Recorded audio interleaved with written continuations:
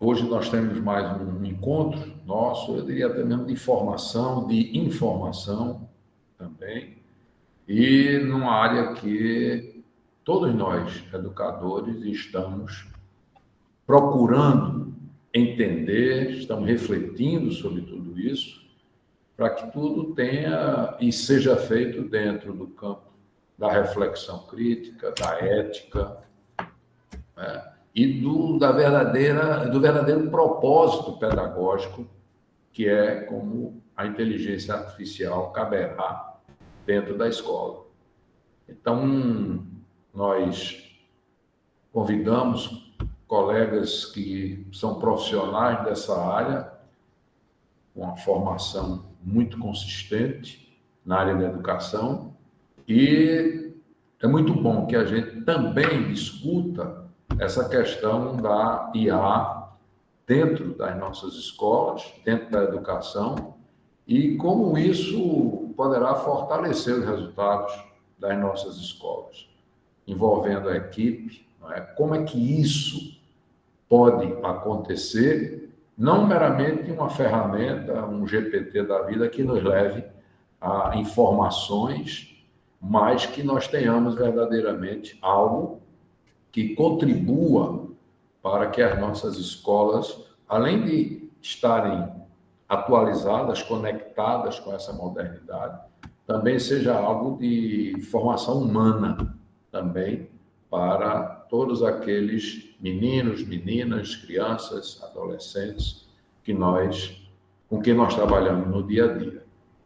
Então, vamos começar, já iniciando, e eu gostaria de apresentar a vocês dois profissionais, dois educadores, que trabalham e vêm desenvolvendo pesquisas e estudos com relação a IA dentro da educação, que são justamente, vocês talvez conheçam já, eles já os conheçam, não é? Pelo menos um que é nosso aqui, e o outro colega, que é o o Américo Amorim, que é muito conhecido, e o Igor Mauro, que tem atuação forte em São Paulo e no Brasil inteiro, porque hoje nós trabalhamos no não lugar, não é? Nós estamos conectados na rede e, consequentemente, nós trabalhamos com todos.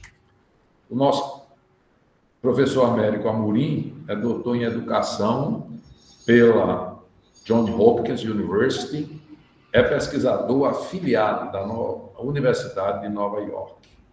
Possui 23 anos de experiência no desenvolvimento de inovações educacionais baseadas em evidências científicas, unindo neurociência, psicologia cognitiva e educação com tecnologias de inteligência artificial. Suas pesquisas buscam facilitar o trabalho pedagógico e fortalecer o aprendizado na educação infantil, sobretudo na educação infantil e anos iniciais do ensino fundamental, que é o foco das pesquisas que o nosso Américo vem desenvolvendo. Já o professor Igor Mauro tem MBA pela IESE, na Espanha, Instituição de Ensino Superior na Espanha, o mestrado, um dos maiores mestrados em negócios do mundo, foi fundador da editora SM no Brasil. Posteriormente, liderou toda a área de negócios privados da editora Santillana, também uma editora espanhola que trabalhou para o mundo inteiro e com forte inserção na educação brasileira, com materiais didáticos vários. Quando, então, ele criou os projetos do Moderna Compartilha e o sistema Farias Brito. Então, esses mini CVs evidenciam a vocês que são profissionais que vivenciam, que estão no dia a dia, que são estudiosos deste assunto, que a gente, é aquela história, a gente não pode se assustar simplesmente. Nós como educadores temos que, muito pelo contrário, temos de ver como é que vamos ter isso dentro da nossa escola, porque isso está no mundo. E, consequentemente, convém que nós estudemos, que nós reflitamos não é? Como fazer essa conexão com a IA dentro de tudo que nós fazemos,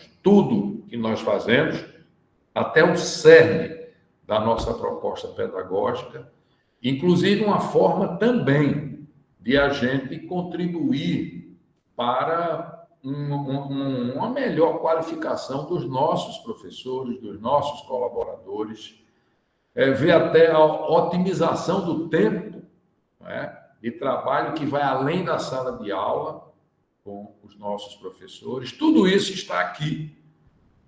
E é justamente o que nós vamos procurar aqui conversar com vocês hoje, nesse encontro que nós estamos tendo com Américo e Igor. Sejam todos muito bem-vindos. Professores Américo e Igor, fiquem à vontade.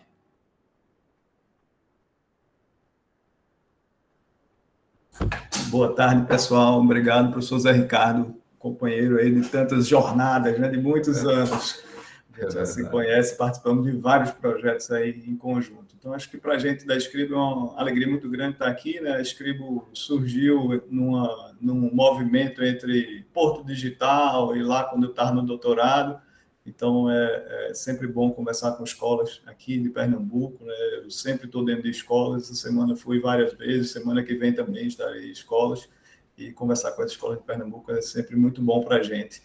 E acho que Igor lá em São Paulo tem visto menos as escolas de Pernambuco, mas está aqui agora com 33, né, ao mesmo tempo, temos aí 33 pessoas aqui nesse encontro. Então, acho que a gente pode começar, né? Zé fez uma provocação muito boa para a gente, né? E o que é que a gente poderia conversar aí sobre inteligência artificial, equipe, resultados da escola, né?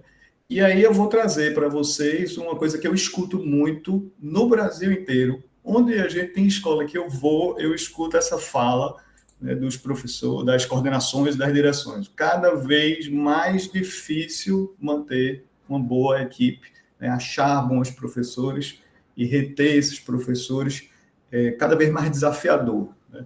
E aí a gente está falando de vários segmentos, né, cada segmento com uma característica específica, mas é um sentimento que a gente percebe no geral, e quando a gente vai olhar os dados, né, esses dados mostram para a gente alguns dos problemas, né? Então, quando a gente vai olhar, por exemplo, né, as pesquisas que fizeram a avaliação dos cursos de pedagogia, ou seja, foram ver o que é que os cursos de pedagogia ensinam, né? A gente observa que os cursos de pedagogia só têm 10% da carga horária que realmente trata da didática de ensino, das questões práticas do dia a dia da escola, né? Todo o resto é uma carga horária muito voltada para a história das perspectivas educacionais, os outros aspectos que estão conceituais e que são muito importantes, mas que estão longe, né, da necessidade da escola, da professora, daquela jovem professora que vai chegar ali dentro de sala de aula, né? Então, esse é um grande desafio que muitas escolas têm, é como receber esses novos pedagogos, né, licenciados, e integrá-los dentro do processo pedagógico da escola, né?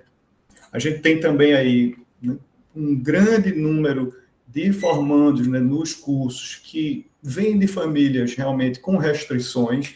Então, a gente não tem um professor que já chega, né, com um nível cultural e de experiências e de características que facilitem esse trabalho dentro das nossas escolas privadas. Então, tem um desafio grande aí também, que vem dessa condição socioeconômica dessas pessoas que estão estudando pedagogia, e eu acho que talvez o mais alarmante é que tem quase 40%, né, do pessoal que termina a pedagogia sem ter nenhuma experiência prática, né? Então, e aí não conta nem os estágios, né, porque muitas vezes os estágios até acontecem no papel, mas na prática não são estágios, né? Então, a gente tem realmente muitas questões em relação à formação de profissionais.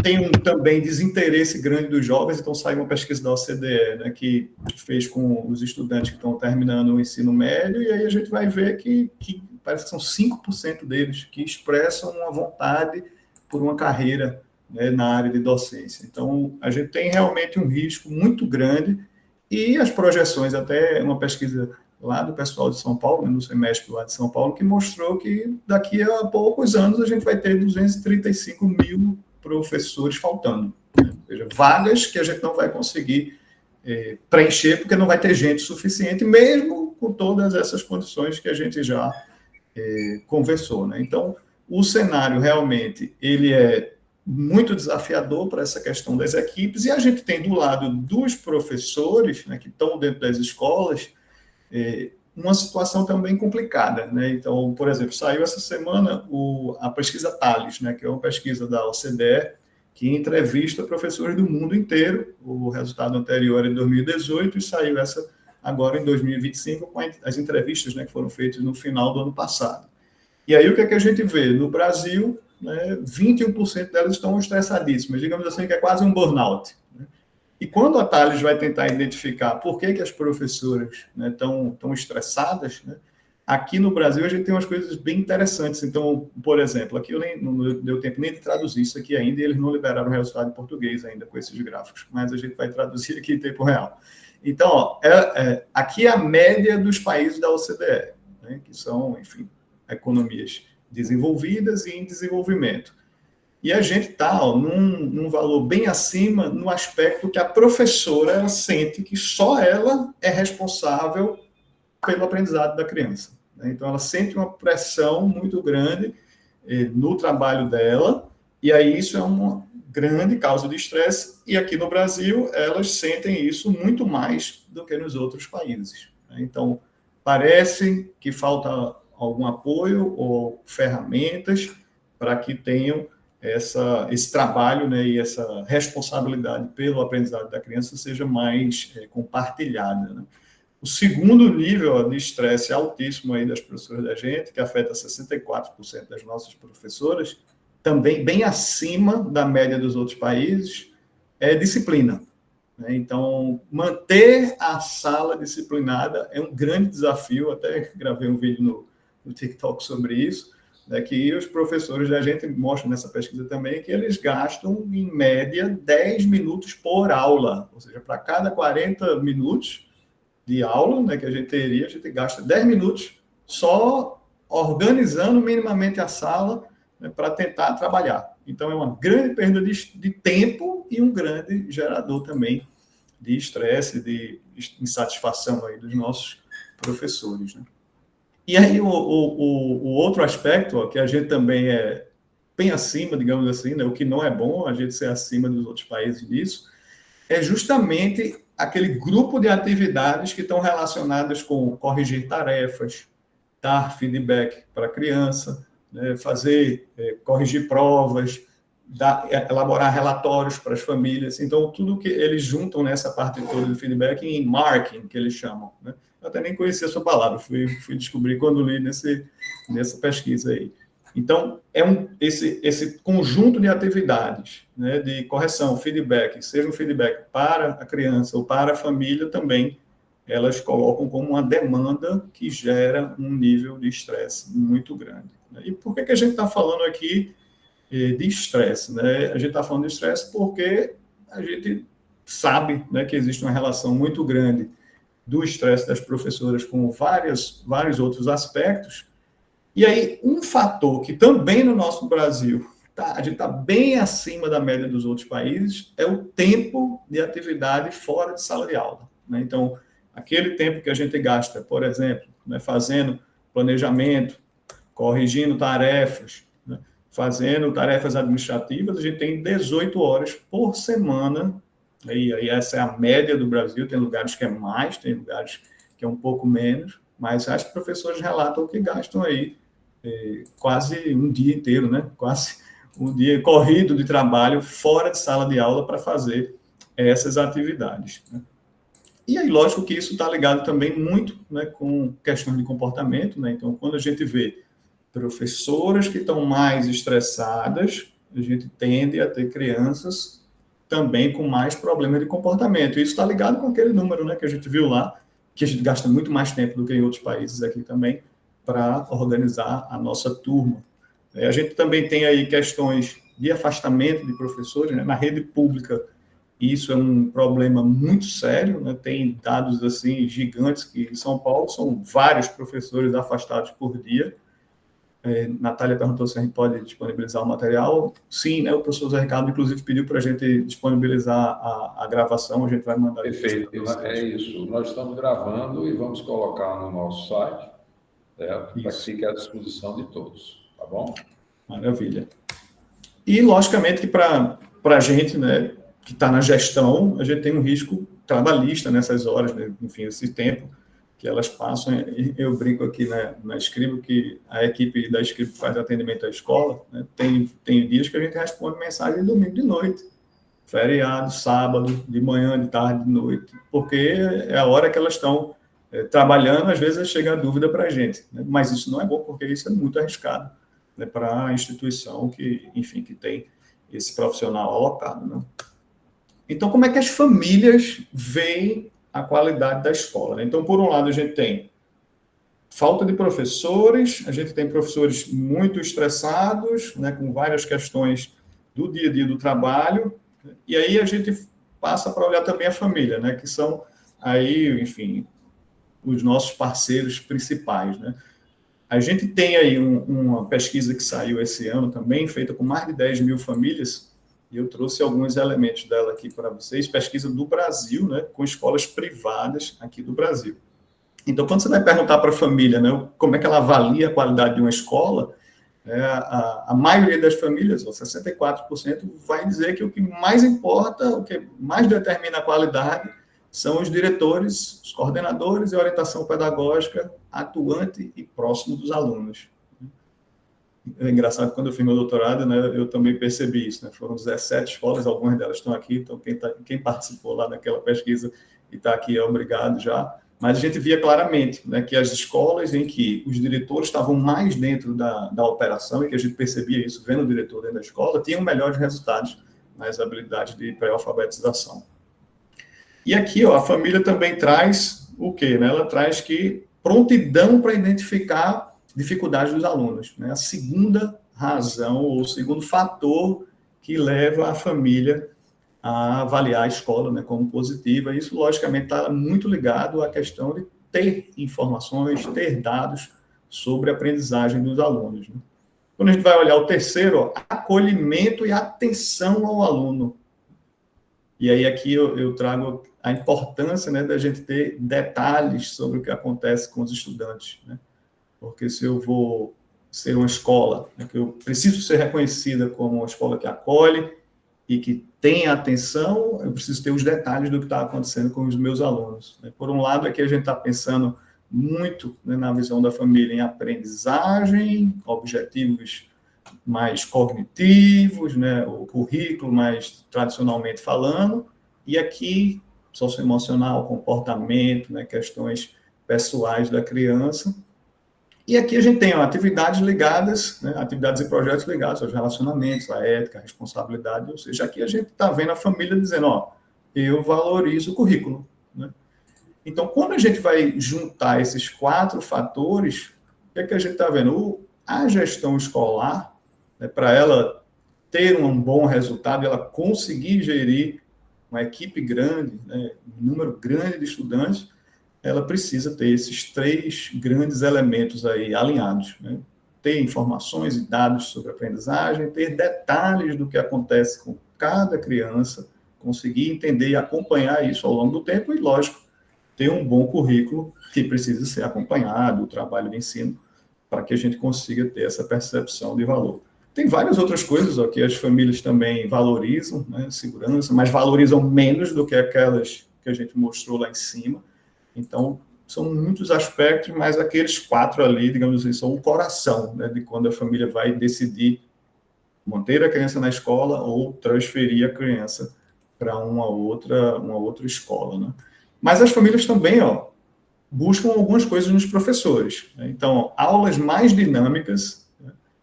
E aí tem toda uma discussão, né, se a gente deveria ser um professor showman, né, uma professora showgirl, ou se a gente deveria ter uma abordagem mais digamos assim, mais séria, né? Mas aulas dinâmicas é uma coisa que as famílias estão buscando, envolvimento, engajamento, ou seja, a família está dizendo, preciso de alguém que engaje meu filho ou minha filha para estudar. Né? No final é isso. Dominar o conteúdo também, claro. Mas aqui, interessante, a gente volta para a questão da percepção da dificuldade, né? Ou seja, preciso que o professor saiba exatamente o que é que a turma não está conseguindo aprender para que ele possa fazer intervenção. Então, a família percebe isso, né, e quer isso. E a gente, quando consegue fazer isso, a gente precisa contar isso para a família, né? E aí tem outras questões também que as famílias trazem, né? Então, disciplina é um outro tema que as famílias estão muito preocupadas também, e nesse caso está alinhado com as questões das professoras, né? Mas personalização, enfim. Então, nas famílias, a gente também tem essas questões. E aí, o que é que a gente pode também olhar, né? Se a gente está pensando em melhorar a nossa escola, crescer, fortalecer os resultados, a gente precisa também identificar o que é que as famílias querem que a gente melhore, né? No geral, quando você vai olhar a base de escolas, né? A gente tem aí, maior número, né, do que é apontado pelas famílias que precisa melhorar são questões tecnológicas, né? Os recursos que estão disponíveis para as crianças, né? O quanto a própria tecnologia, a própria escola usa tecnologia no seu dia a dia, né? Então, tecnologia foi o mais forte, questões de ensino bilíngue, né? Que a gente vai num evento de educação, que você mais vê são os estandes dos sistemas de ensino bilíngues ou os projetos bilíngues, né? E isso é tão valorizado pela família, né, quanto os recursos tecnológicos, que às vezes aparecem menos. E aí depois vem infraestrutura, né? Infraestrutura a gente sabe que talvez seja uma das coisas que é mais difícil uma escola melhorar, né? Porque muitas vezes não tem espaço físico suficiente, quando tem o período de reforma é super complexo, tem um custo gigante, então infraestrutura é um dos 3 fatores, porém talvez o mais desafiador, né, para a gente mexer no curto prazo dentro das escolas, né? Eu brinco que eu fui vizinho de escola a vida inteira, inclusive nas casas das minhas avós, né? Sempre fui vizinho de 2 escolas. Então, acompanhei as reformas no mês de janeiro, tudo na correria, ou em julho, sempre aquela confusão para fazer qualquer besteirinha que a escola precisasse fazer. Então, o que é que a gente tem, né? Quando a gente vai olhar a questão da tecnologia, né, que tipo de tecnologia essa família quer que a gente traga, né? Algo mais tradicional, algo mais moderno, e aí a pesquisa também trouxe, o que é que as famílias acham sobre a inteligência artificial? É um tema que já está na cabeça da família, tanto não está, e aí a gente vai ver que 60% das famílias falam que a inteligência artificial é importante para a educação do filho, né? Então, acham que é importante que a escola consiga ensinar o estudante a usar a inteligência artificial, né, porque ele vai trabalhar com isso a vida inteira, mas que a escola precisa também trabalhar questões de responsabilidade, questões de ética, que estão muito ligadas a esse tema, e aí a gente, né, como professores e educadores, a gente precisa dominar o tema para poder até propor algo nessa linha, né? Quando a gente vai olhar a Base Nacional Comum Curricular de Computação, né, que foi lançada aí no ano passado e vai entrar em vigor no próximo ano, a BNCC de Computação, a gente tem vários aspectos da computação e tem uns 3 ou 4 objetivos de aprendizagem que são específicos, né, de inteligência artificial, mas é um tema realmente que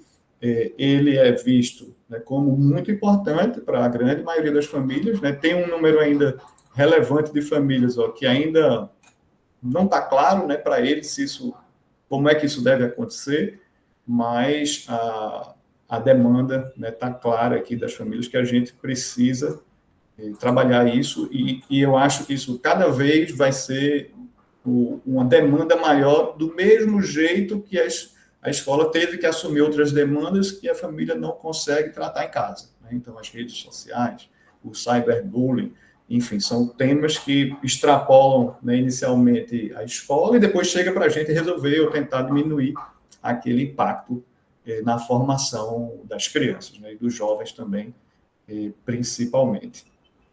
Então, temos essa evidência. Vou passar aqui.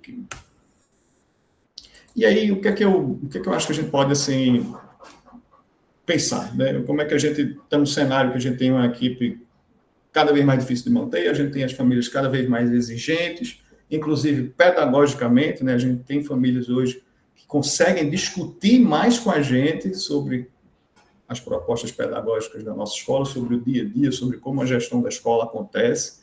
Então, eu trago aí sempre 3 elementos grandes, né, para a gente fazer uma análise mais ampla da escola, né? Então, eu trago, geralmente, os diferenciais da escola. Né? O que é que a sua escola busca ser, digamos assim, diferente ou superior aos seus vizinhos, né? Aos seus competidores, às outras instituições que estão ali próximas, né? Então, tem vários tipos de diferenciais, né? Mas a gente viu, né, que as famílias, no geral, querem uma direção muito próxima, né? Querem personalização, e aí a gente tem vários tipos de propostas pedagógicas, né? Tem famílias que buscam uma proposta pedagógica mais tradicional, outras famílias que buscam uma proposta pedagógica mais aberta, mais humanista, mais construtivista, outras famílias que buscam uma proposta pedagógica mais centrada na inovação. Então, cada escola realmente tem uma proposta e essa proposta, enfim, se alinha, né, com um grupo de famílias, mas tem também, né, expectativas gerais, como todas as escolas, a família vai querer bons professores, né, algumas atividades extracurriculares, infraestrutura, localização. Então, eu sempre, quando vou conversar com o gestor de escola, a gente precisa ter muito claro, né, quais são esses diferenciais da nossa escola. Né? A gente quer ser conhecido ou reconhecido na nossa cidade, ou no nosso bairro, ou na nossa região, por ser uma escola que faz o quê? Então, geralmente, a gente vai ter aí 1 ou 2 palavras que estão na cabeça das pessoas e isso se transforma no grande atrativo da gente, né? Então, algumas escolas, eu sou a escola que mais aprova no Enem na minha área, ou eu sou a escola mais inovadora, eu sou a escola mais, digamos assim, integradora da educação especial. Então, cada um vai construindo ao longo do tempo isso, mas para que a gente consiga realmente que essas aspirações, né, essa visão da gente, de vocês, né, que são os fundadores aí, que construíram a escola e estão tocando a escola e estão querendo crescer a instituição, né, isso precisa estar conectado diretamente com o seu currículo. Né? Por quê? Se a gente se propõe a ser uma escola de resultados no Enem, nosso currículo tem que ser estruturado de uma forma. Se a gente se propõe a ser uma escola humanista e que vai priorizar as habilidades socioemocionais, isso, nosso currículo é outro. Né? Então, essa conexão entre os diferenciais que eu ofereço, né, ou que eu professo no meu marketing, na minha divulgação, e o meu currículo, né, aí a gente tem que ter isso muito bem alinhado, porque senão a gente começa a ter problema, né? Então eu falo uma coisa e aí quando o pai vai conversar comigo, ele não percebe segurança daquilo e ele nem entra na escola às vezes, né? Porque ele não viu esse alinhamento. Né? Então essa questão é bem relevante, né? E aí quando a gente vai falar de currículo, né, a gente tem que lembrar sempre, e aí é uma fala da professora Lena da UPE, que é uma grande parceira nossa de pesquisa, e a Helena disse uma vez, numa reunião que a gente participou, ela disse, sistema de ensino não é currículo. A minha escola tem que ter o meu currículo. Eu posso até usar um sistema de ensino, mas ele é só uma ferramenta para eu chegar nos resultados que eu quero chegar. Né? Então, o sistema de ensino, muitas vezes, ele pode ser uma ferramenta adequada, mas ele precisa ter um mínimo de alinhamento, né, com os diferenciais que eu quero oferecer para as famílias, para as crianças, mas ele também não pode me engessar, né? Porque se eu simplesmente faço o que tem no sistema de ensino, eu não tenho nenhum diferencial em relação às outras escolas que usam aquele sistema de ensino ou outro que é muito parecido com ele. E eu também não posso ficar muito travado por ele. Então, tem também essa preocupação que a gente precisa ter quando está pensando no currículo.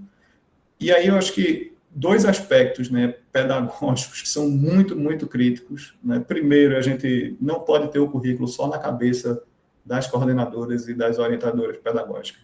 Esse currículo ele precisa estar claro, né, documentado, e na cabeça de todo mundo, e ser um currículo vivo, né, porque a gente não pode pegar aquele PPP que a gente fez décadas atrás e achar que está tudo ali, né, e achar que as pessoas conhecem aquilo. Pelo contrário, aquilo precisa ser atualizado, precisa estar vivo, e precisa estar na cabeça de todo mundo, porque a gente não pode depender das nossas coordenadoras, orientadoras, para ter a sustentabilidade do nosso currículo ao longo do tempo. Porque elas podem sair, podem ficar doentes, né, pode ter um desentendimento com a gente, enfim. E aí, talvez, uma coisa que falte mais, a gente tem um trabalho aí com escolas, desde a escola que tem 8 turmas de infantil 5 e de cada um dos outros anos letivos, até a escola pequenininha, que tem uma turminha só de manhã, e nem funciona de tarde. Então, a gente tem contato com esses 2 grandes universos aí, mas tem uma coisa que eu percebo muito claramente, né? É muito difícil você chegar numa escola, sentar com uma professora, uma coordenadora, e você perguntar assim, legal, você é professora do Infantil 3, né? Quais são as 3 coisas que teus meninos precisam aprender no primeiro bimestre, as 3 do segundo, as 3 do terceiro, as 3 do quarto? Não tem. Isso geralmente não está claro para as professoras, né? E aí cada professora pensa uma coisa, né? Então eu brinco que quando a gente vai fazer formação e a gente vai falar sobre avaliação, observação de aprendizagem, eu sempre pergunto, a criança tem que contar até quanto aqui na escola?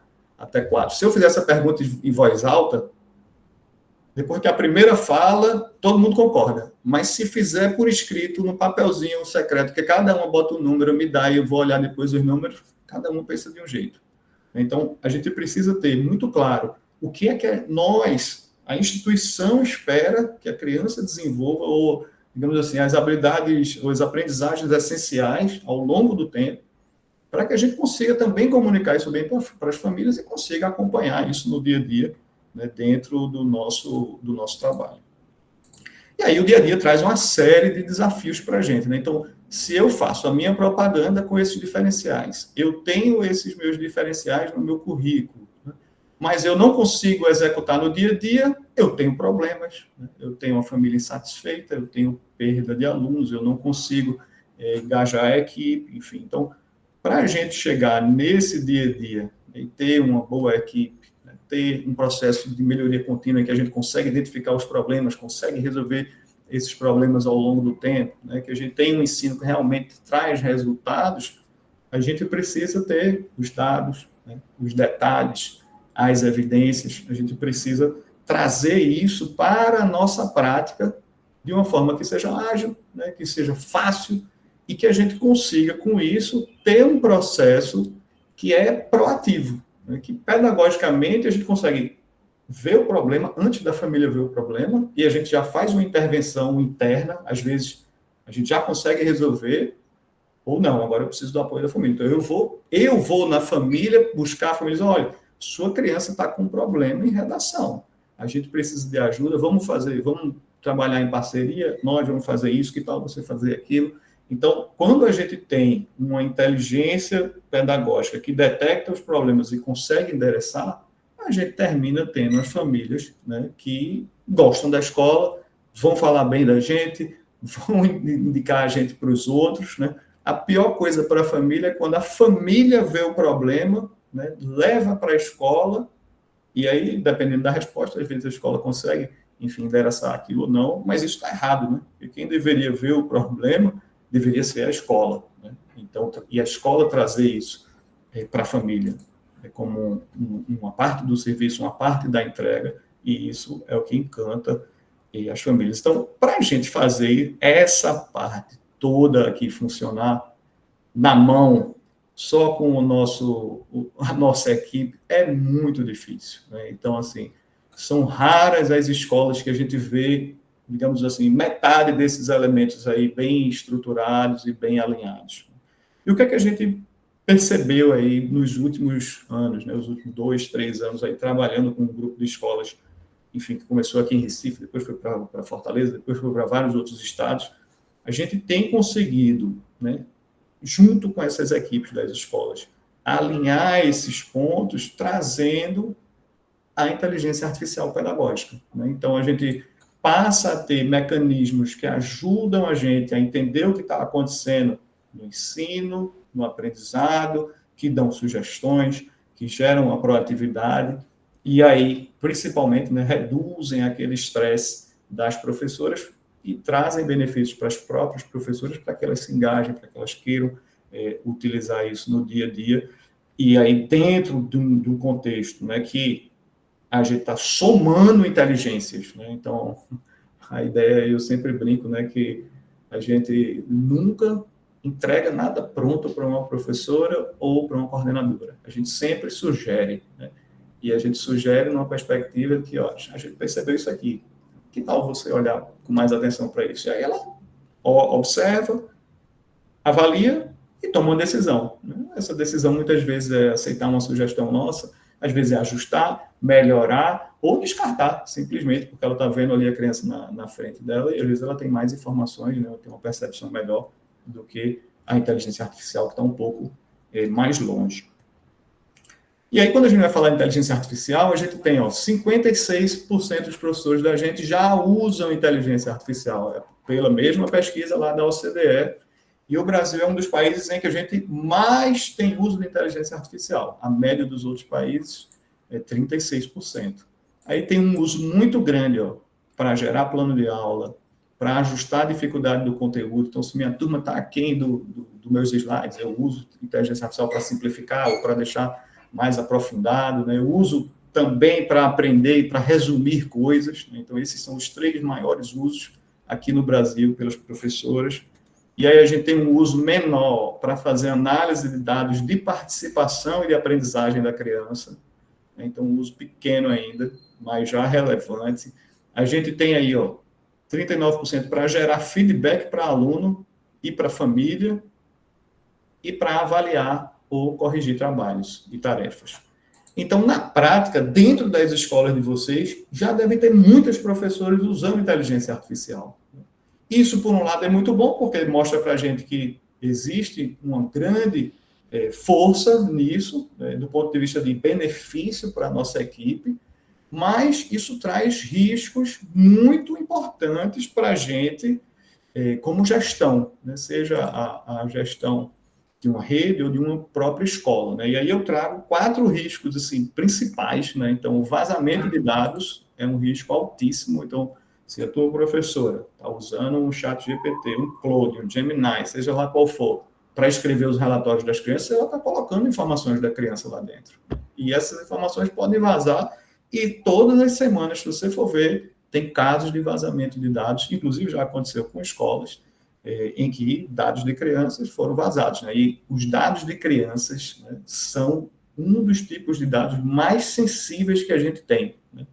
A gente tem na legislação, na LGPD, enfim, várias questões, vários níveis, né, de sensibilidade dos dados. Os dados infantis são dos mais sensíveis, talvez até o mais sensível. Eu não sou advogado, eu não posso entrar e ser tão específico quanto isso, mas diria para vocês que são dados muito, muito sensíveis. Outro problema são conteúdos, né? Então, se elas usam para gerar planejamento, se ela usa para gerar slides, se ela usa para gerar artefatos, esse conteúdo está enviesado, né? E aí tem várias questões de viés de algoritmo, enfim, coisas que a gente poderia fazer um encontro somente para falar disso, mas eu diria até que mais perigoso do que o enviesamento é o conteúdo não estar alinhado com a proposta pedagógica da escola, né? Porque aí, se a gente se coloca como uma escola que trabalha assim, e a IA gera um plano de aula, uma ficha ou um projeto que trabalha da outra forma, né, do nosso inverso, a gente está criando um grande problema, seja interno da equipe, ou um problema que vai extrapolar para a família e vai trazer uma dor de cabeça muito grande para a gente, né? Então, outro problema que a gente tem usando IAs genéricas, e um risco também grande, é porque a gente perde os dados. Então, se a professora detectou uma coisa na turma dela, usou uma IA genérica dessa para criar uma ficha, ou uma página, ou um plano de aula, seja lá o que for, a gente não sabe que ela detectou aquilo. Esse dado não está com a escola. Ele é um dado que está ali com a professora e agora com essa inteligência artificial, que é uma outra entidade, né, que a gente não tem contato. Então, os dados dos alunos, né, se as crianças estão ou não estão participando, se as crianças estão ou não estão gostando das nossas atividades, quando a gente não tem um ambiente que organize isso, a gente não tem esses dados, e eles não são dados institucionais, e acontece muito da professora passar no concurso, né, deixar a nossa escola, e aí ela leva aquele caderninho dela, ela leva a pasta dela do ChatGPT ou do Google Drive, às vezes ela nem consegue levar, né, porque isso aí a gente já conseguiu organizar na pandemia, a grande maioria das escolas, mas você perde essas informações. Né? Então, quando a gente tem um uso de inteligência artificial não organizado pela escola, a gente não se beneficia dos dados que as professoras estão gerando para a instituição como um todo. Né? E aí, o risco, talvez mais relevante, é a questão também do currículo. Né? Então, quando a gente tem uma inteligência artificial generativa qualquer, ela vai sugerir um plano de aula do jeito dela, ou do jeito da professora, né? Ela não tem nada, ela não tem informação sobre como ela deve trabalhar, né? Como é que a inteligência artificial deve interagir com a professora, até onde a professora pode ir com as preferências da professora, e o que é inegociável, porque é a minha proposta pedagógica ou é o meu currículo. Né? Então, essa nuance, né, de até onde vai a autonomia da professora, e onde eu não abro mão, porque a minha escola precisa funcionar assim, independente de quem tiver naquela turma, essa inteligência artificial não vai ter esse tipo de análise, né? Porque ela não foi feita para isso, ela não conhece a escola, enfim. Então, esses 4 riscos aí, né, são os riscos mais relevantes que a grande maioria das escolas hoje já estão correndo, porque o uso, né, da inteligência artificial de uma forma não estruturada está acontecendo. E isso é uma coisa parecida com o que aconteceu com o WhatsApp no começo. Né? Vocês devem ter vivido isso. Né? A professora, às vezes, fazia o grupo do WhatsApp com as mães e começava e manda foto, e manda vídeo, não sei o quê, aquela confusão todinha, a gente não tinha controle nenhum, e aí dava altas explosões de problemas, e a gente teve muitos problemas, né? Inclusive legais, enfim, por conta desse tipo de situação. Né? Mas eu acho que as provocações iniciais que eu tinha para fazer aqui para vocês eram essas. A gente pode aproveitar agora e abrir para perguntas, e aí depois a gente vai ter Igor, que também vai mostrar aqui para vocês como é que isso na prática, né, pode acontecer dentro das instituições de vocês, como é que isso já vem acontecendo, na verdade, com várias escolas, enfim, uma centena de professores e alunos. Né? Alguém quer fazer alguma pergunta, quer comentar alguma coisa? Pessoal, essa primeira parte, portanto, e é um detalhe aí muito significativo, que vocês viram que as pesquisas apresentadas, os dados estatísticos, eles são recentíssimos.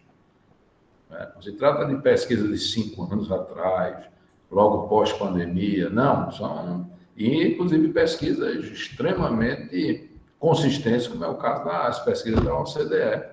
Isso, né, que nós vimos aqui, elas são de 2025. Então, são dados que estão fresquinhos e que traduzem claramente o que nós percebemos da escola de A a Z, não importa, em maior e menor escala, mas nós temos todos esses aspectos presentes nas nossas escolas.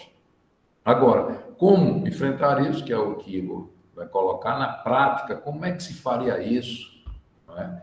E terminada essa primeira parte, haveria alguma colocação que algum dos colegas queira colocar agora? Ou podemos seguir e aí, ao final, pode ser que vocês... Pode também voltar. Podemos também voltar. Podemos seguir?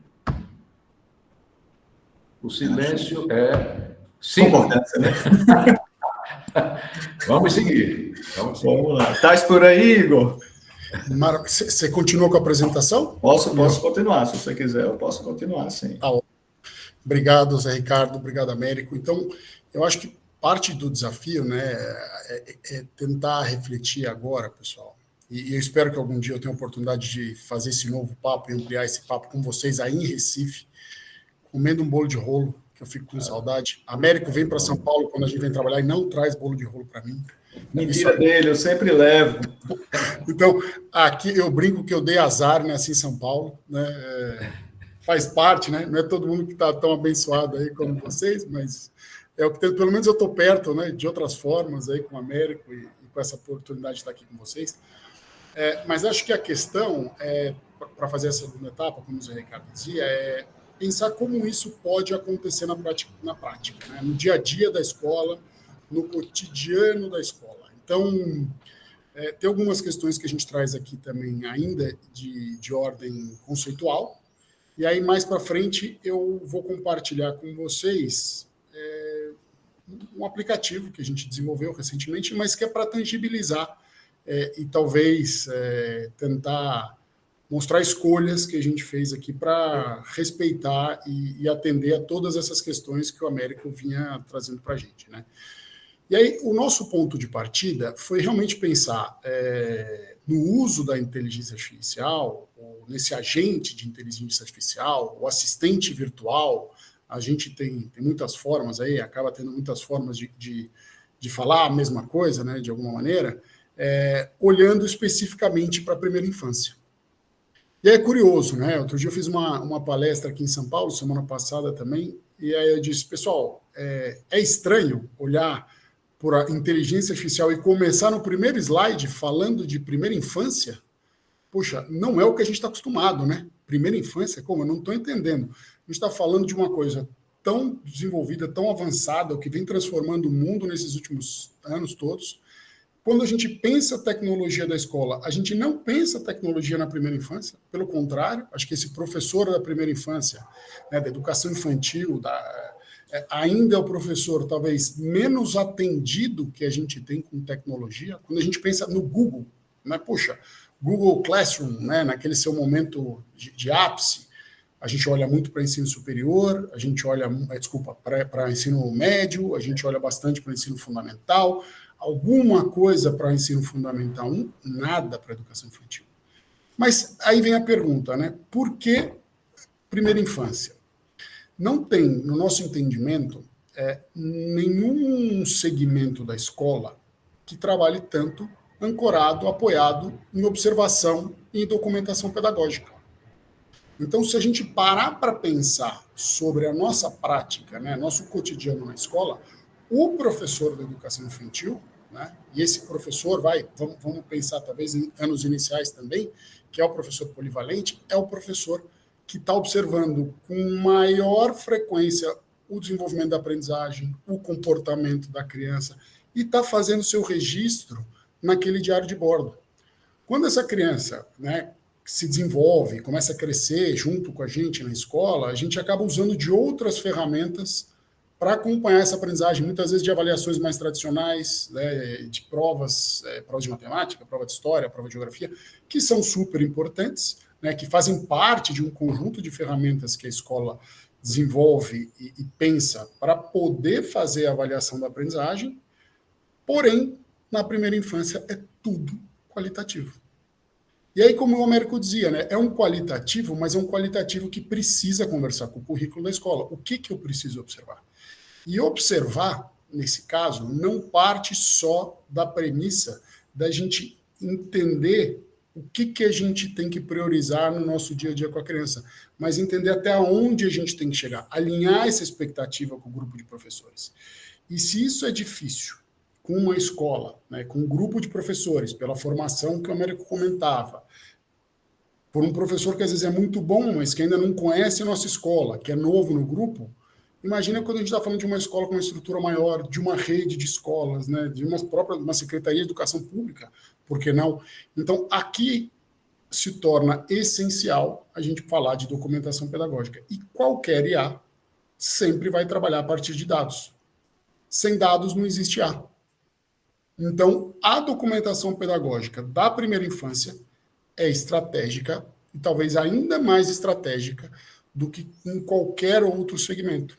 Claro que a gente também pode falar da importância da primeira infância, né, no desenvolvimento cognitivo, socioemocional dessa criança ao longo da vida.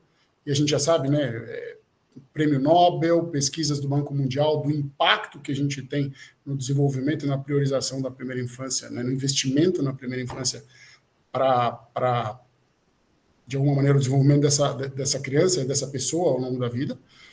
Mas a gente também tem esse como um lugar estratégico da escola, né?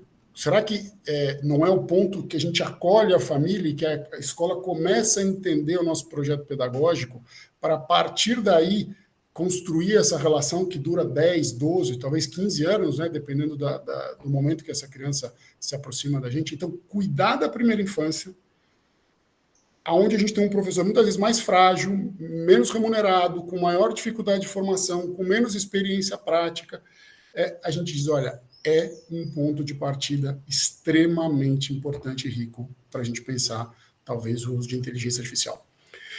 E aí, o primeiro ponto que a gente traz dentro da questão desse agente, né, desse assistente virtual, é trazer, como o Américo dizia, uma economia de tempo extra-classe do professor. Então, daquelas 18 horas semanais, né, que a OCDE mensurou, não só no Brasil, mas também em outros países do mundo, quer dizer, se um professor tem pouco tempo fora da escola, para trabalhar, e muitas vezes trabalhando em mais de uma escola, será que ele dá conta de fazer as coisas de maneira tão boa ou tão bem organizada como a gente gostaria?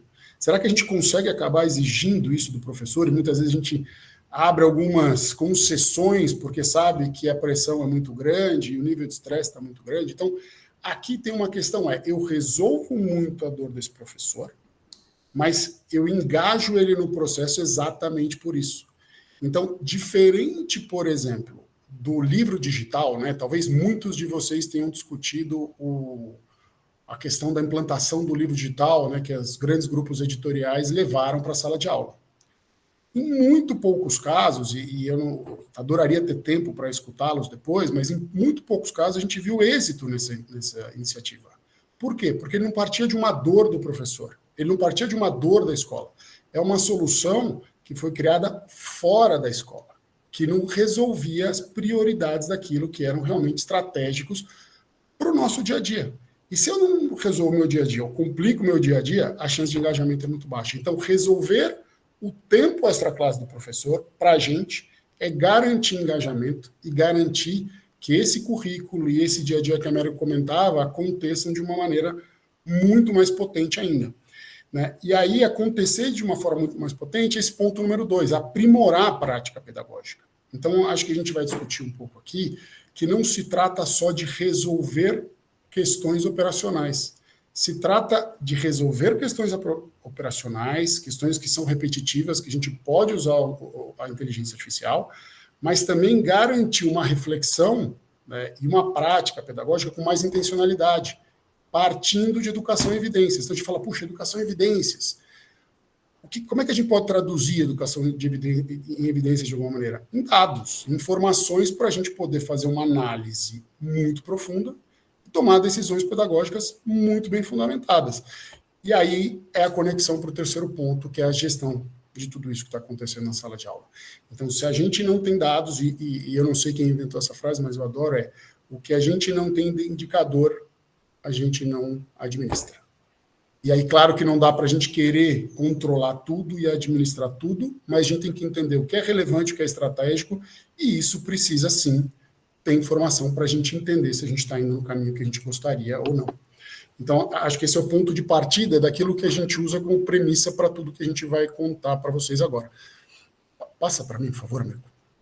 Então, o que a gente está pensando, né, como solução, de novo, para essa primeira infância, para essa educação infantil e para o Fundamental 1, ou pelo menos para os primeiros anos aí, primeiro, segundo aninho, terceiro aninho do Fundamental, quando a gente fala em inteligência artificial, num ecossistema que automatize tarefa, sim, para o professor, mas que também oriente esse trabalho do professor e promova a intencionalidade pedagógica, como eu dizia.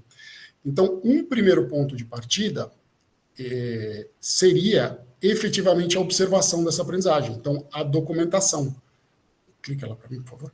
Então, dizer, eu preciso, de alguma forma, observar aquilo que é relevante para a escola de uma forma muito consistente e com muita praticidade.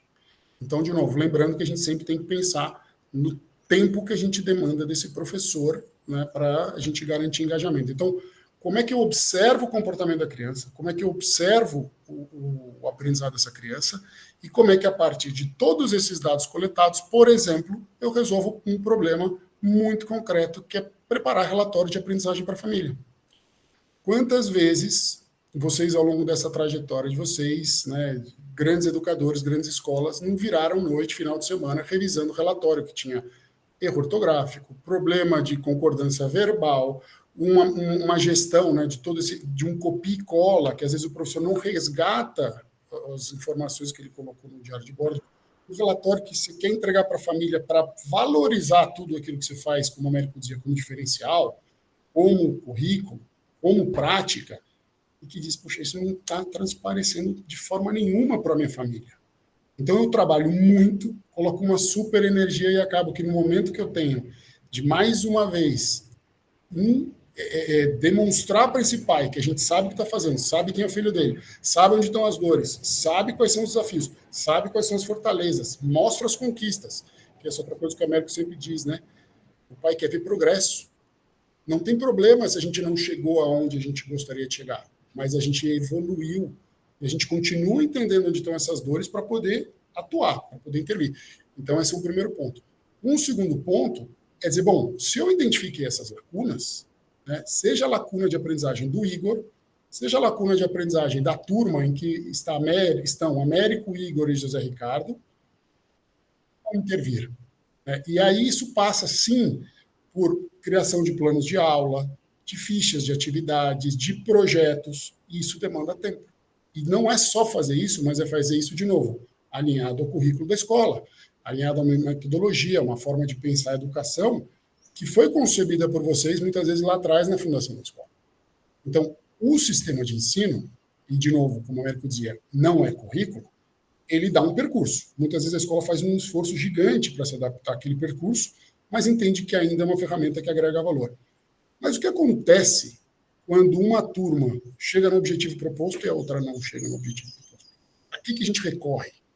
A gente consegue mensurar onde a gente chegou, onde a gente não chegou, que estratégia eu uso, que atividade eu uso, que projeto eu uso para tentar recuperar essa aprendizagem naquele momento, né, e não deixar isso, de alguma maneira, se ampliar ou simplificar ao longo do tempo. Então, de novo, como é que a gente conecta essas duas coisas é super estratégico e como é que a gente faz isso com agilidade para o professor. Uma vez que eu entendo a lacuna, crio o conteúdo, vem um outro desafio. Como é que eu coloco isso na minha agenda? Porque existe uma prática, existe um planejamento que o professor precisa olhar e precisa olhar com cuidado e com carinho, quer dizer, olha, vou fazer meu semanário, vou refletir o que faz sentido para a minha turma, e às vezes o que faz sentido para a minha turma, o interesse da minha turma não é igual ao interesse da turma do Américo, a dor é diferente, então como é que eu personalizo esse semanário pensando cada um dos momentos, né, garantindo que a gente consiga também entender, né, e avaliar a qualidade das aulas que a gente dá. Às vezes a gente consegue fazer a aula, mas a aula não saiu como a gente queria. Isso é vida real, né? Vou fazer uma apresentação, vou fazer um papo, e às vezes as coisas aconteceram de um formato, puxa, eu não consegui transmitir tudo que a gente pensou, tudo que a gente gostaria de transmitir aqui. Ou eu transmiti, mas a gente não chegou na raiz das questões, igual na sala de aula, né? Então, é isso, fiz, não fiz, deu certo. Então, quando a gente vai olhando para todo esse conjunto de informações de dados, né, sejam dados do ensino, sejam dados do comportamento da aprendizagem da criança, é muito difícil a gente fazer, como o Américo dizia, essa análise sem uma inteligência artificial pedagógica. De novo, não é só com uma inteligência artificial, é com uma inteligência artificial pedagógica. Né? E aí, por último, né, só para dar mais um exemplo de como a gente está tentando também pensar a aplicação da inteligência artificial, a gente olha, por exemplo, a personalização. E a maneira mais evidente da gente falar de personalização são os PACE, né, os planos de ensino individualizados. A gente sabe, tem uma outra pesquisa que a gente não conseguiu trazer aqui, mas acho que são mais de 70% dos professores que afirmam que não se sentem seguros, confortáveis na criação do PEI. E tem muita técnica, e tem muita pesquisa, né, e tem muito conhecimento para conseguir criar um PEI de uma maneira que seja muito bacana e muito pertinente para a gente não só garantir o desenvolvimento integral daquela criança e conseguir desenvolvê-la até o seu melhor e possível estágio de desenvolvimento, mas também garantir inclusão. Então, aqui, a gente olha para anamneses, olha para laudo médicos e tenta criar isso. Então, só para dar um grande conceito de tudo que a gente faz uso já da inteligência artificial, que a gente pode fazer, como as coisas estão amarradas. Agora, passando um pouquinho para frente, né, se a gente diz, olha, é importante, é necessário, por tudo que o Américo trouxe, né, a gente entender que é estratégico importante fazer uso da inteligência artificial, que essa aplicação já se torna e pode ser relevante hoje. A pergunta que vem em decorrência, se a gente concorda, né, com essa primeira pergunta, é como a gente faz uso da inteligência artificial. E esse como não escapa da gente pensar uma aplicação de inteligência artificial que seja ética, que seja responsável, que seja estratégica e que seja prática, né, que seja simples. Então, como a gente organiza isso, e vou mostrar um pouquinho depois para vocês, uma aplicação muito simples, não vou mostrar tudo aquilo que a gente conversou no último slide, mas dentro da forma da gente tentar contribuir com a escola nesse percurso, né? Primeiro, a gente precisa partir de uma configuração do aplicativo da identidade da escola. Então, cada escola é diferente, e eu tenho que dizer quem eu sou. Se eu não disser quem eu sou, se eu não for capaz de formalizar isso, né, dentro do meu currículo, do meu projeto pedagógico, dos objetivos de aprendizagem que a Américo dizia, para cada período e para cada ano letivo, a inteligência artificial vai trabalhar de acordo com aquilo que ela entende, por qualquer análise possível no mundo de milhões, bilhões de informações da web, o que pode ser relevante. Mas aquilo que é relevante para um pode ser completamente irrelevante para outro, né? Pode não conversar com quem você é. Então, aqui o primeiro passo sempre é: vamos formalizar objetivos e expectativas. Quando a gente formaliza objetivos e expectativas no aplicativo, a gente acaba comunicando isso e garantindo um alinhamento com os professores, né? Então, acho que esse é um tema crítico. Não é só fazer isso para IA, mas é fazer isso para a gente também garantir um melhor diálogo com a equipe pedagógica, com o professor na sala de aula, com o assistente e com os professores especialistas, etc. A partir daí, vamos pensar em cronogramas, como a gente estrutura e organiza esses cronogramas, né, dentro das expectativas da escola. E, por último, vamos garantir que essa orientação aconteça de uma maneira bastante fluida dentro do aplicativo para o professor. Resolvido esse primeiro passo, não é um aplicativo qualquer, é o meu aplicativo, o aplicativo da escola, né, que conversa com quem eu sou, e, né, aqui a gente tem 35 escolas, talvez, 30 escolas diferentes, e seriam configurações completamente diferentes, né, não é a lógica, de novo, que muitas vezes é que a gente acabou se acostumando nos últimos anos do sistema de ensino, né, é uma lógica de construir uma identidade da escola dentro do aplicativo. A gente vai para o passo 2. E aí o passo 2 é permitir que esses professores documentem, né, e a gente reforça a educação infantil, reforça documentação pedagógica, aquilo que eles fazem e aquilo que eles entendem de desenvolvimento e de comportamento das suas crianças. E vocês vão ver que tudo que o professor precisa e tudo que a escola precisa é de um celular. Porque se a gente está falando que é prático, não dá para sair daqui. Então, o professor que faz post de Instagram ou que fala no WhatsApp também tem seu uso resolvido dentro daquilo que a gente propõe. E essa documentação ele vai fazer por foto, por etiqueta, por áudio, por rúbricas, por anotações, como eu vou mostrar para vocês. Agora, o que é mais importante, né, da documentação? Que essa documentação, que a gente poderia entender como diário de bordo, né, talvez hoje, no formato que cada escola tenha desenvolvido, ela deixa de ser, como o Américo dizia, um dado do professor. Então, fica como pergunta de reflexão: quem será que conhece melhor os alunos que estão na escola? O professor que convive com essa criança todos os dias, o dia todo? Ou a escola como instituição? Se a gente pensar que é o professor, e essa normalmente é a resposta que a gente escuta, a gente tem um problema. Porque esse dado não é do professor, ou não deveria ser do professor, deveria ser da escola. E a escola deveria ter esse dado não só pelo olhar do professor regente, né, ou do professor principal da turma, mas pelo olhar de todos os educadores que estão com essa criança, com o psicopedagogo, com o terapeuta, com o professor de educação física, com o professor regente, com o assistente, com a contadora de história, com o professor de idiomas. Então, se eu tenho um único repositório em que eu consigo ter uma documentação muito robusta, com essa praticidade, com áudios, vídeos, rúbricas, eu consigo enxergar essa criança de uma maneira muito mais ampla do que qualquer professor de forma individual. E enxergar essa criança ao longo do percurso dela na escola, né? Para cada momento, para cada objetivo de aprendizagem, para cada questão que a gente coloca como importante desse desenvolvimento. Então, fizemos o currículo, conseguimos ou começamos a ter uma documentação muito ampla. O que a gente faz, então, como ponto 3? A gente garante e organiza que todos esses dados vão ser organizados e analisados a partir do currículo da escola.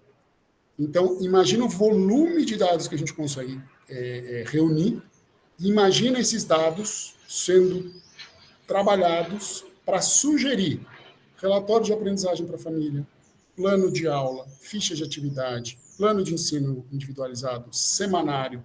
Então, aqui, de novo, dar uma resposta ao professor com agilidade alinhada à identidade da escola, ao currículo da escola, aquilo que a escola se diferencia e tem como valor principal. E tem duas questões importantes, que é como a gente faz isso, né? Então, acho que a primeira coisa é fazer isso com muita simplicidade, como vocês vão ver. Porque eu acho que muitas vezes, e a gente conversava isso com o professor Zé Ricardo, também alinhando um pouco as expectativas da nossa conversa, a gente imagina, pensa em algo tão novo, tão complexo, que eu digo, eu precisarei priorizar a formação dos meus professores como engenheiros de prompt. Mas não é isso. A gente tem que continuar orientando esse professor para ser um grande educador, né? Para saber muito bem o que ele faz em sala de aula, por que ele faz o que faz em sala de aula, o que ele observa em cada criança, mas não necessariamente para ficar criando prompts, porque não é esse o futuro da educação, né? Acho que o futuro da educação continua sendo o que sempre foi, empoderar esse professor, dar autonomia, fortalecer o trabalho dele em sala de aula, garantindo intencionalidade pedagógica. Então, não existe a perspectiva, ao menos na visão do Américo e na minha, de uma substituição do papel do professor. Existe um empoderamento para ele poder fazer as coisas de uma maneira ainda melhor e ainda com mais agilidade, né? Acho que esse é um ponto importante. Então, sanadas essas três questões, né, e sugerindo essas soluções para o professor, aí a gente começa a ir mais longe, né? E o ponto 4 é dizer, imaginem vocês, se vocês pudessem chegar na escola ou em casa e pudessem conversar, e a questão é exatamente essa, com todos os dados que a escola tem sobre qualquer criança, qualquer professor, qualquer turma, qualquer progresso, e dizer, me diga uma coisa, quais são os professores que não conseguiram fazer um planejamento essa semana? E ele falasse, José Ricardo, Américo e Igor, você gostaria que eu notificasse ou mandasse um lembrete para esses professores poderem pensar nessa situação? Sim. Imaginem se vocês pudessem falar com a base de dados e falar quais são as maiores dores de aprendizagem das crianças do infantil 3 a partir do meu currículo. E ele te desse uma resposta tão objetiva e tão concreta, porque ele conhece o teu currículo e ele conhece os dados coletados por todos os seus professores. Então, a gente já tem isso na rua.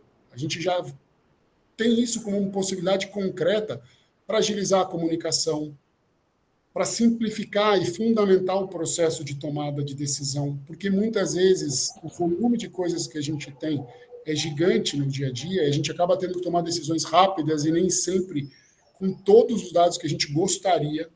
Então, aqui, de novo, é realmente fortalecer essa tomada de decisão, essa educação baseada em evidências, a partir da realidade daquilo que está acontecendo no dia a dia na escola. Seja da criança, seja da turma, seja do ano letivo, e a partir das prioridades que vocês têm. Lembrando também o que o Américo dizia, né, fazendo essa ponte. É importante a gente identificar essas dores antes da família. E essas dores existem. E está tudo bem, a gente sabe como é difícil fazer educação. Agora imagine o ponto 5, que é o ponto que a gente está amadurecendo agora, né?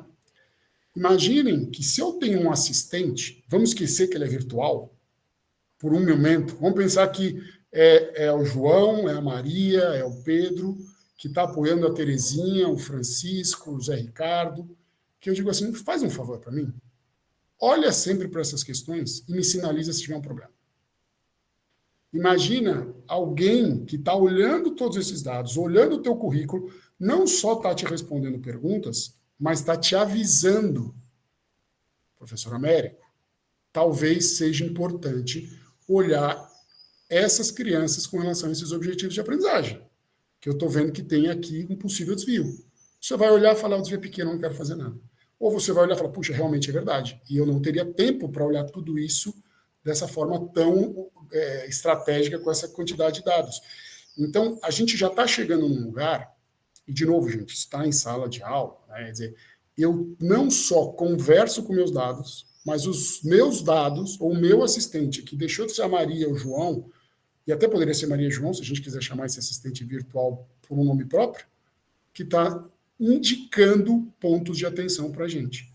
Então, esse é o lugar que a gente entende que a IA já está, ou já está pelo menos com a Scribo, né, na liderança do projeto aí com o Américo, mas que deveria chegar para realmente ter impacto na sala de aula. Então, imagina que o professor vai organizar um trabalho para a primeira infância, e aqui eu estou usando a primeira infância como exemplo, mas que ele quer agrupar as crianças da turma em pequenos grupos. A partir do objetivo daquela atividade, daquele plano de aula, como você sugere que eu organize essas crianças? E eu faço essa pergunta de maneira tão simples e tenho uma resposta tão objetiva, com um critério tão claro como poderia ser, sei lá, a partir do equilíbrio entre crianças que são muito avançadas naquele objetivo de aprendizagem e outras mais frágeis, para a gente poder tocar.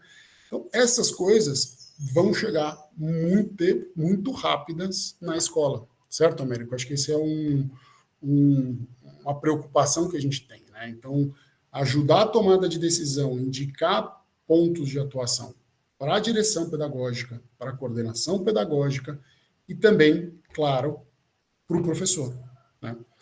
E é evidente que com esse volume de dados, a gente não só transforma a prática pedagógica, como eu dizia a partir do professor, mas transforma o atendimento à família. Porque a gente tem informação muito precisa de muitas crianças, ou de todas as crianças, pelo olhar composta pelo olhar de muitos professores. Então, a relação com a família também se transforma. Tem mais algum slide aqui, Américo? Eu acho que a gente vai para o... Eu acho que agora... aplicativo, né? É isso. Então, eu vou fazer o seguinte, eu vou roubar essa tela, tá? E vou entrar no celular para mostrar um pouquinho disso. Não sei se vocês querem fazer alguma pergunta antes, se vocês têm alguma dúvida, alguma divergência com relação àquilo que a gente trouxe, algum comentário adicional. Não? Posso seguir mais um pouquinho, então? Então, por que mostrar o app para vocês, né? Porque quando a gente fala tudo isso, a gente começa a pensar que tudo isso é muito complexo. Fala, puxa, isso é tanta coisa, isso é tão grande, é tão diferente de tudo que a gente já viveu, que não pode ser fácil. Tem que ser difícil. Será? Né? Então, acho que aqui o desafio é tentar mostrar uma aplicação prática para vocês. Então, eu vou entrar na reunião com o meu celular e vou acessar aqui o aplicativo para mostrar um pouquinho como a gente trabalha. Só por aqui.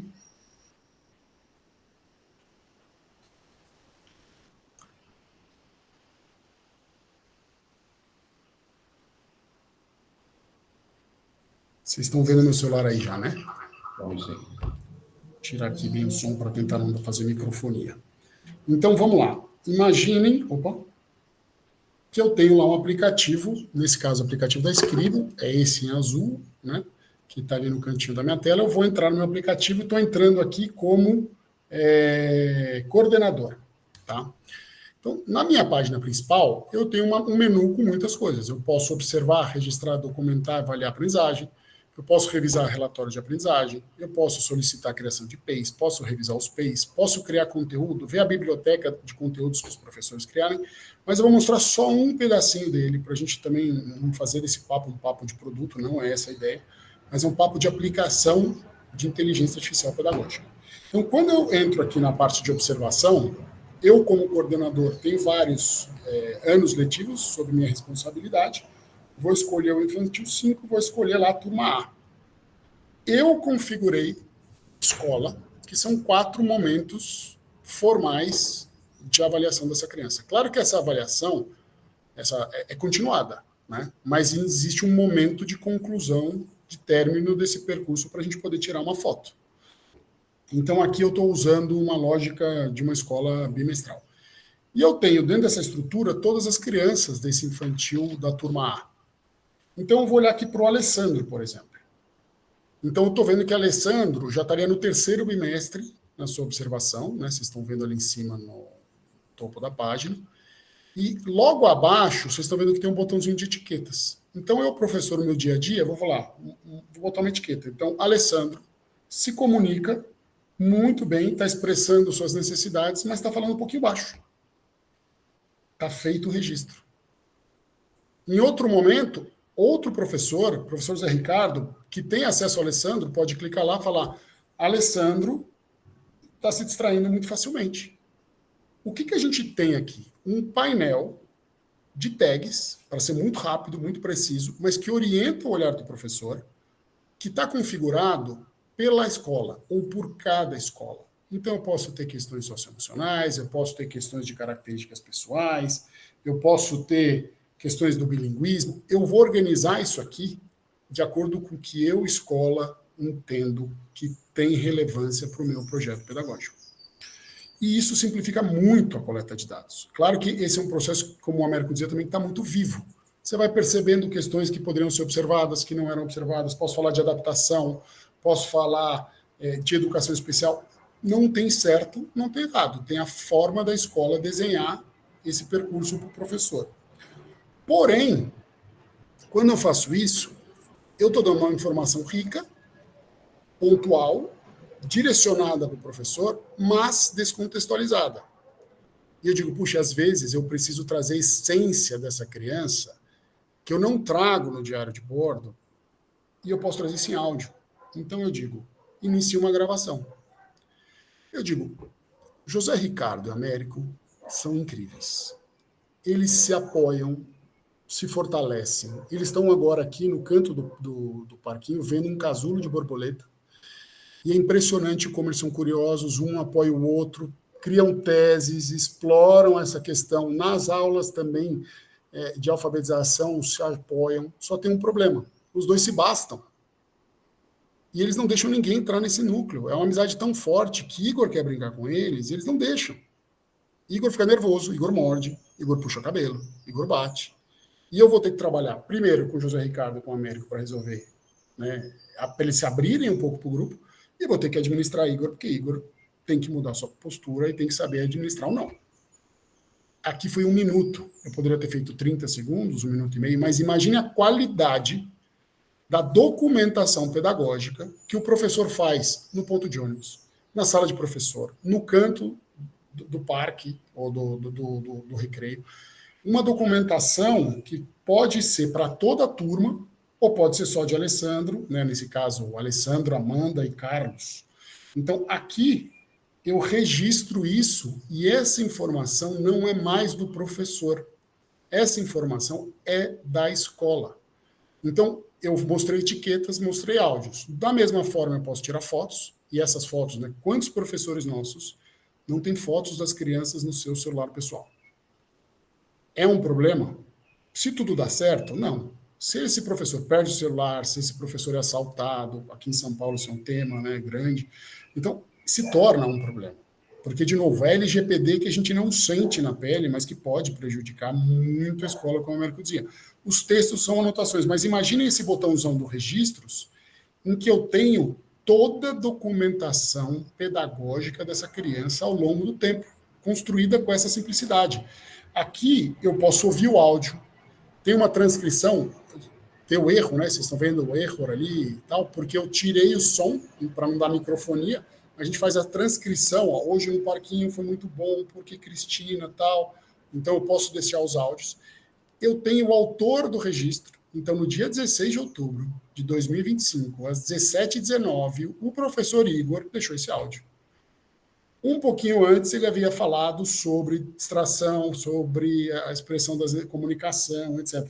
Eu posso ter aqui uma foto, né, como eu dizia, então essa foto pode ser a foto de uma produção, essa foto pode ser a foto da criança, Então, tudo isso na mão de todos os educadores que vocês entenderem que precisam ter acesso a essa informação. Então, todo mundo está construindo um percurso para essa criança.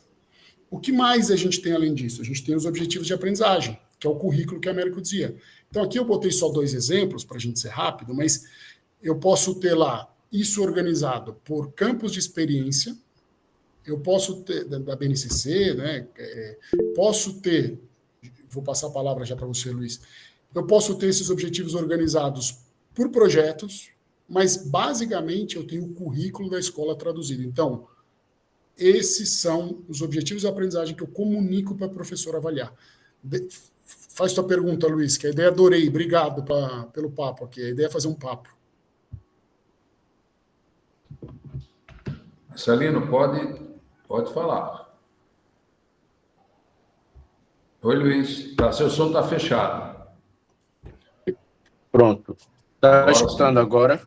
Sim. Pronto, só para não deixar passar esse momento que você falou aí, sobre esse registro do professor, tá certo? Que ele venha tirar foto, que ele venha gravar um áudio, né?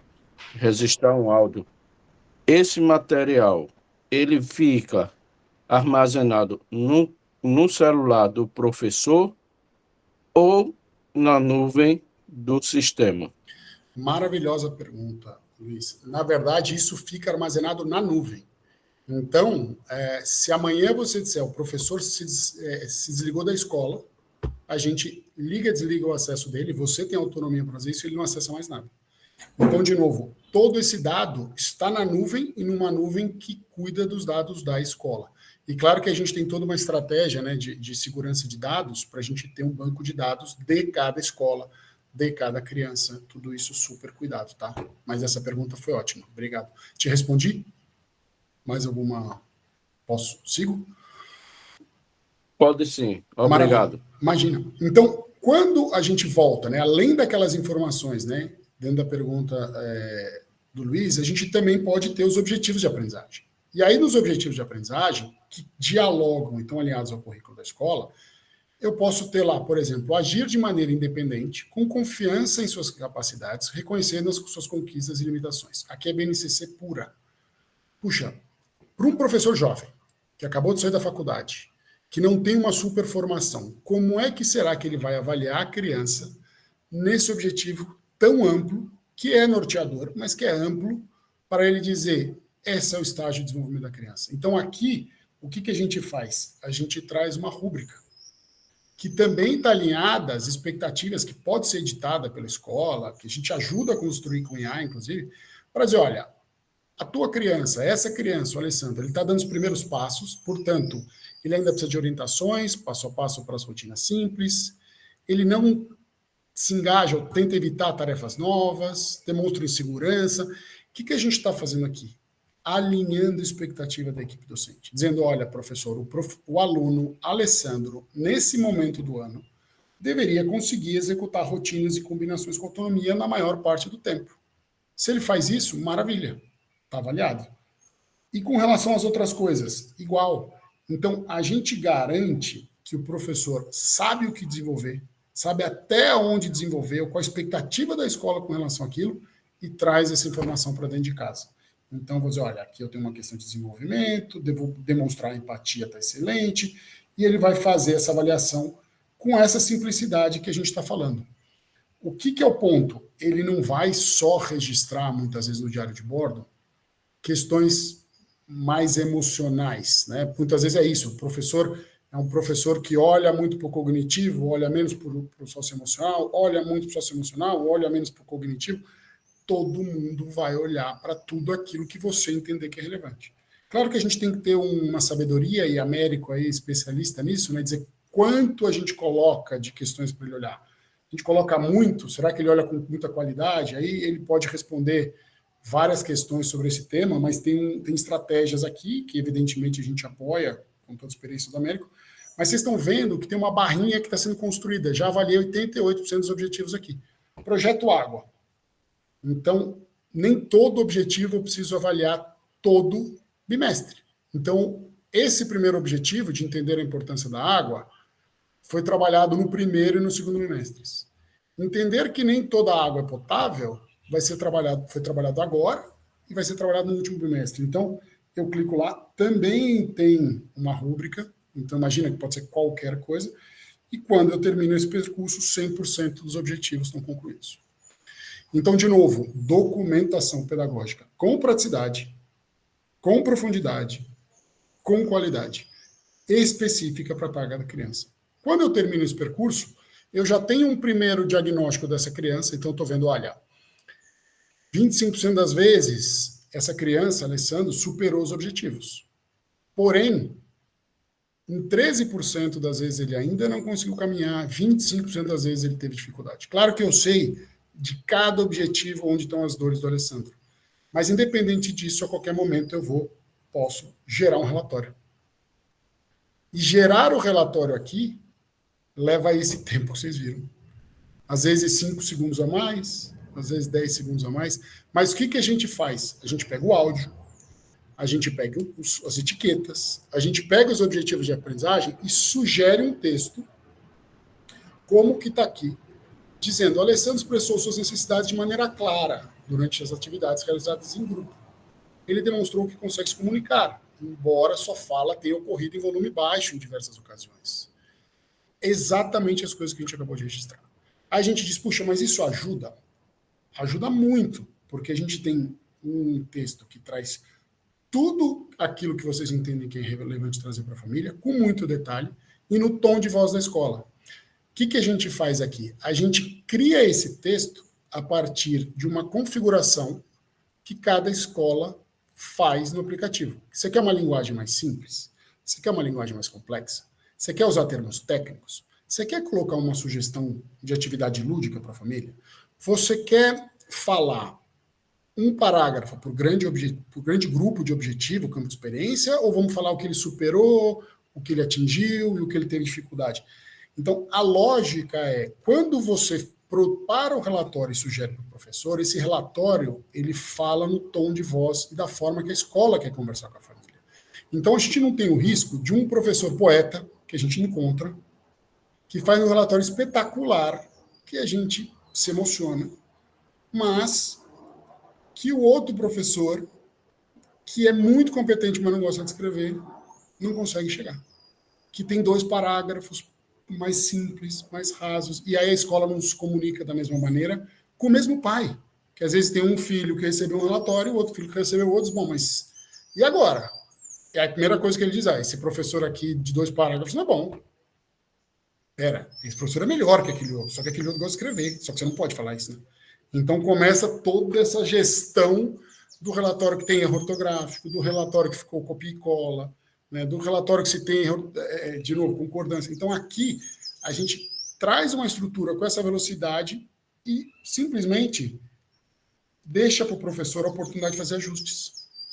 Então, de novo, não é tirar a autonomia do professor, é agregar valor ao professor e agregar valor ao projeto, subordinado ao projeto que a escola definiu, aquilo que para a escola é relevante.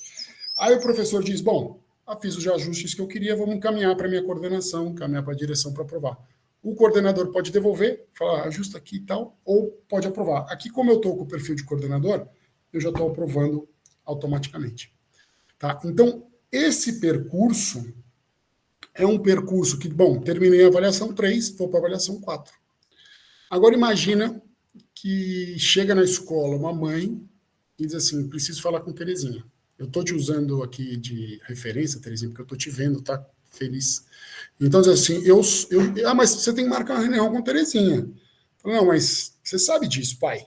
Não tem problema. Eu vou esperar até as 8 horas da noite, se for necessário, mas eu não vou embora sem falar com Terezinha.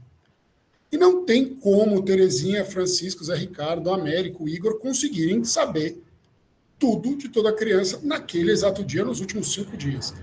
Então, Terezinha vê um aplicativo e ela olha o relatório que a gente mandou para a família. O desempenho, a gente olha o relatório anterior, a gente consegue ver os registros para cada período. Então, a gente tem documentação para também mudar a qualidade do atendimento da família e fazer isso aqui, Américo, ó, fazendo palestra lá em Joinville, num congresso internacional, que isso aqui já foi faz uns 2 meses, mas a gente consegue garantir que está todo mundo muito atento a tudo que é relevante. Aí você diz, Igor, puxa, mas você deixou no áudio a informação de que a criança mordia. Eu não posso pôr essa informação no relatório. Não tem problema. A gente vem aqui, ó, desliga. Isso aqui não vai para o relatório. Liga, vai para o relatório. Já vem ligado. Desliga, não vai para o relatório. Então, tudo isso, é dizer, eu simplifico a documentação pedagógica. A partir disso, faço o relatório, faço o plano de aula, faço ficha de atividade, faço o PEI, tudo integrado para apoiar essa prática pedagógica que é super complexa e a gente entende que é desafiadora para a escola. Então, o que eu gostaria de mostrar mais um minutinho antes da gente passar para... Adorei a pergunta, Cristiana. Na verdade, a gente tem a perspectiva de fazer um aplicativo para a família, um perfil de acesso para a família, mas ela não existe. E quando ela vier a existir, você escolhe como escola se você vai disponibilizar ou não para a família. Então, hoje, por exemplo, a gente tem uma integração com a agenda digital, você gera o relatório e manda direto para a agenda. Então, vou mostrar isso, né? Que se eu quiser exportar um relatório, deixa eu voltar aqui só para te responder a pergunta, tá? Então, se eu quiser exportar um relatório, eu posso exportar esse relatório para a família, vou escolher o ano, qual avaliação e de que turma, e vou gerar um relatório, um arquivo digital para cada criança. Se eu tiver uma agenda, já posso disparar direto para a agenda, dependendo da agenda que a escola usa. Posso olhar relatório de gestão do aprendizado, ou posso avaliar a relação de gestão do processo, que professor usa, não usa. Mas posso conversar com o meu chat. Aqui eu dei o nome de Cribo, mas eu posso chamar ele do que quiser e posso aqui fazer as perguntas que quiser para ele me responder conversando com a base. Então, só estou querendo exemplificar aquilo que a gente vinha dizendo antes e mostrar como esse relatório é gerado para a escola. Tá? Então, aqui, ó, vou sair do celular, vou voltar aqui. Sim, Cristina, por hora é apenas interno da escola, porque a ideia foi exatamente essa, fortalecer a prática pedagógica e a gestão, simplificar tudo isso para vocês. Mas nada impede, é um projeto de volta às aulas aí da gente ter uma versão da família.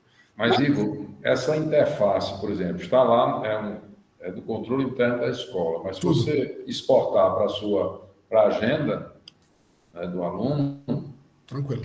O serviço é prestado lá. Chega lá para a família aquilo que você tem armazenado dentro do seu processo interno. Por enquanto é isso. Exatamente, por enquanto é isso. Então a gente tem os módulos, né? Esse de geração de relatórios e dados, o de criação do PEI, o de planejamento, o de criação de conteúdo, que eu não vou mostrar aqui para a gente não fazer esse papo, um papo de produto, né? Então quem tiver interesse, claro, que a gente vai adorar receber o feedback de vocês, os olhares aí de vocês para a gente continuar crescendo, né? Tem muita humildade na forma da gente trabalhar aqui, a gente faz isso muito próximo à escola. Então a gente tem muita coisa aqui que nasceu de dentro da escola, né? Que a gente entendeu e evoluiu, mas para terminar só o papo do relatório é esse, né? A gente tem um relatório que tem 5 partes, pode ter uma capa, pode ter o logo da escola, foto dos professores, do parquinho, pode ter uma apresentação do projeto pedagógico, que você digita lá no aplicativo para cada ano letivo, pode ter um mosaico de fotos, pode ter, e sempre pode, essa tabela, né, que mostra os objetivos que foram avaliados, essa tabela pode ter uma perspectiva histórica só do último período, e tem o texto descritivo. Então, tudo isso que vocês estão vendo aqui, eu gerei quando eu cliquei naquele aprovar. As fotos estavam selecionadas, porque é o ligar e desligar, o texto estava ditado, que é o de cada criança, eu tenho isso literalmente, e aí a gente mensura isso muito bem, né? Tem métrica que a gente acompanha no aplicativo em 3 minutos.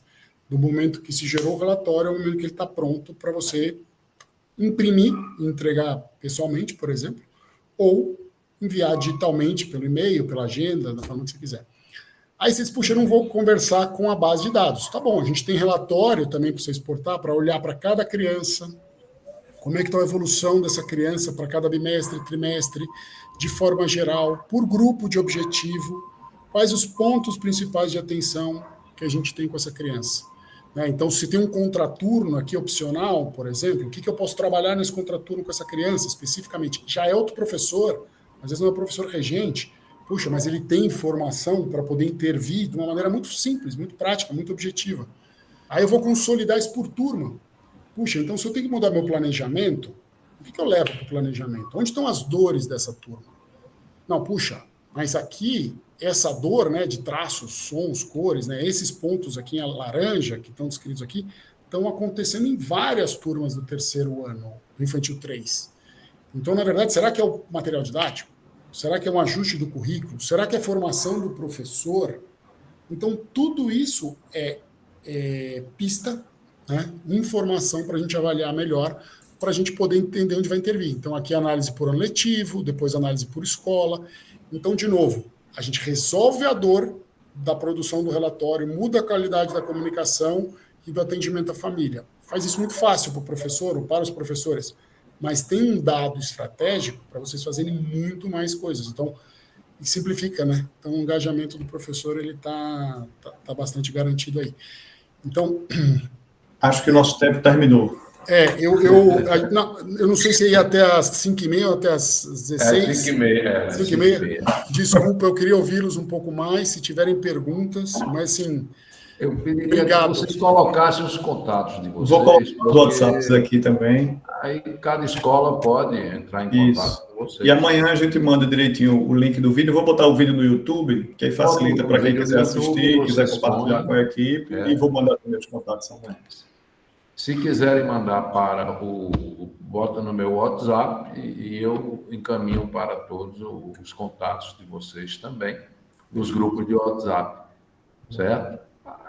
Eu quero dar parabéns, pois, pelo conhecimento pedagógico, pelo olhar sensível à escola, os sentimentos das crianças tão percebidos, pelo olhar também pelos professores, otimizando o tempo deles, de uma escola séria que tem todos os elementos de um aluno, que a gente tem que prestar isso aos pais, sim, fazer essas entregas da forma mais honesta, mais verdadeira. E vocês têm uma comunicação linda, boa, bem fundamentada, bem do chão de escola, como dizemos, e um desafio que eu confesso que vai ajudar, sim, tá? Mas eu prefiro falar pedagogicamente dos dois. Aos dois, obrigado, parabéns. Obrigado, Terezinha, encantado. Algum colega quer mais pronunciar? Eu queria agradecer a vocês essa disponibilidade e a disposição de vocês de estar esse tempo conosco. Certo? Foi muito bom, porque a gente ouve falar isso dentro de sistemas e tudo mais, mas ali está pronto, encaixotado. Outra coisa é o diálogo direto com a escola, em que você vê as necessidades, não é, particulares ali de cada escola. Dificilmente o sistema, que não é a função, também ele não tem essa proposta, o seu sistema ele tem um padrão, não é? E cumpre o seu papel, discutivelmente, mas aí depende principalmente desse caso de primeira infância, nesse caso até, vamos dizer assim, ao segundo, terceiro ano do fundamental, a coisa tem que ser muito mais sensível, não é?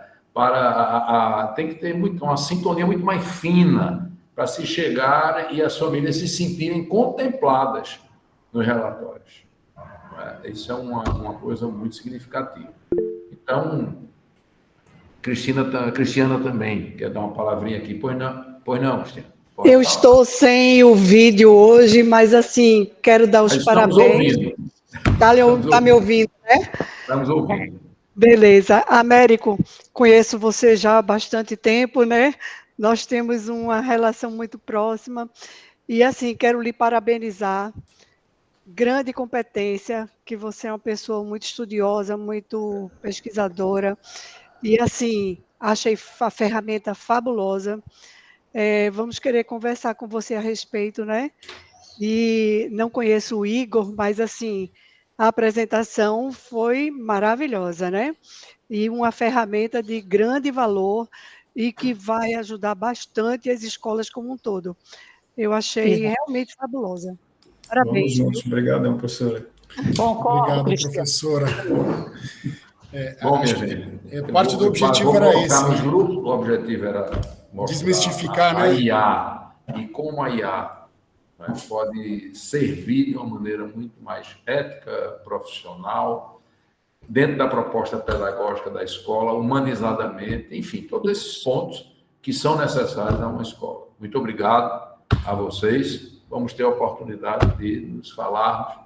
E agradeço aos colegas que aqui estão por estarem realmente preocupados com uma visão de futuro das suas escolas. Não é? Sim. Quem participou dessa discussão aqui hoje, na verdade, está olhando lá na frente. Não é o aqui e agora, a matrícula de hoje, mas é como longevizar a sua proposta pedagógica, como fazer que ela se projete para esse futuro que está se vislumbrando diante de nós.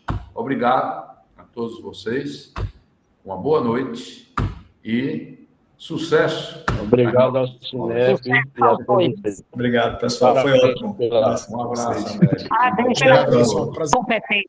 Um abraço. a Valeu, todos. se cuidem, gente. Um abraço Beijo pra grande. vocês. Tchau, velho. Beijão. Tchau, tchau.